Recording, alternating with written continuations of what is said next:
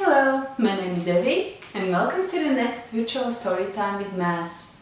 Today I'm gonna read Paul McCartney's book, Hey Grandude, illustrated by Catherine Durst. This book starts with postcard from Grandude. Dear reader, my name is Sir Edward Marshall. I have 4 grandchildren. I call them chillers, and they call me Grandude. I live in a very normal house on a very normal street, but when my chillers come to stay, we go on adventures that are far from normal. Sometimes things get a little bit out of hand, but everything always works out fine in the end. Come and join us on an adventure. Yours sincerely, Grandude.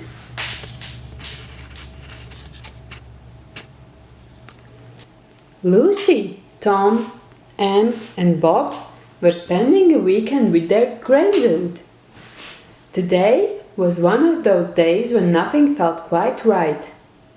It was grey and drizzly and everybody was grumpy and too bored to be bored.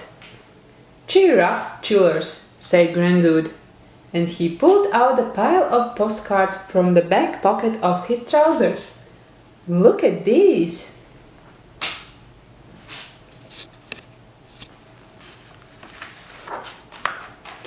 Anne picked out a postcard of a sandy beach and sparkling blue waters. I wish we can go there, Grandude, she said. Well, let's see what we can do. Grandude reached into his coat pocket and took out a shiny compass. He gave the compass a rub and waved it over the postcard. The needle started to spin round and round. See the compass needle spin, let the magic fan begin. Then, in a flash of the magic, zing bang sizzle, everything changed. The children were standing on a golden beach with little waves tinkling their toes. The water felt beautifully cool. We're on the beach from the postcard, Bob laughed as he splashed in the sea. But the magic compass hadn't finished yet. Huge flying fish leaped from the sea. Hey, Grandude, they called. It's a school of flying fish, said Grandude. Come on, chillers, let's go for a ride. A school? Whispered Lucy. I hope we don't have to do any homework. They skimmed across shimmering blue wave on the back of the flying fish before coming to rest again on the hot sand. They built sand castles and they lay beneath a coconut tree eating ice cream. The memory of their grey, grumpy day was completely washed away and they were perfectly happy. Until… Ouch! Cried Bob. A little crab scuttled across the beach. That crab pinched my toe. Oh no! Suddenly lots of little crabs were scurrying out of the sea, heading straight toward Grandude and the children. Hey, Grandude, said Anne, can we go somewhere a little less pinchy? Yes, I think we'd better hop on it, said Grandude. He quickly waved the magic compass over another postcard. This one had a picture of a cowboy. See the compass needle spin, let the magic fun begin. The magic flashed and sparkled. And once again, zing bang sizzle, everything changed.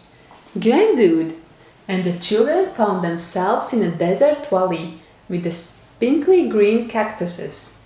A cowboy galloped towards them on a beautiful spotted horse. Hey, Grandude, called the cowboy, waving his hat in the air. Whoa, what a handsome Appaloosa, said Grandude, admiring the horse. Appaloosa? Asked he. No, that's the kind of horse it is. It has nothing to do with me, said Lucy. Grandude gave a whistle, and 5 more horses came galloping up. He helped each of the children onto the horse, and they raced together through the valley. Whee! Cried Bob. Faster! Yelled Lucy. But what was that cloud of dust on the horizon? Oh no! A herd of wild buffaloes was rushing straight towards them.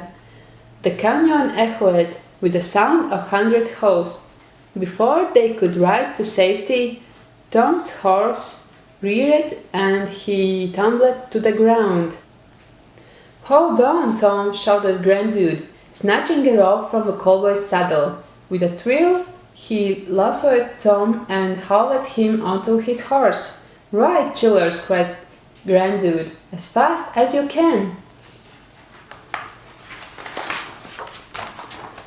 They cleared the stumplet just in time. Hey, Grandude, pants Tom.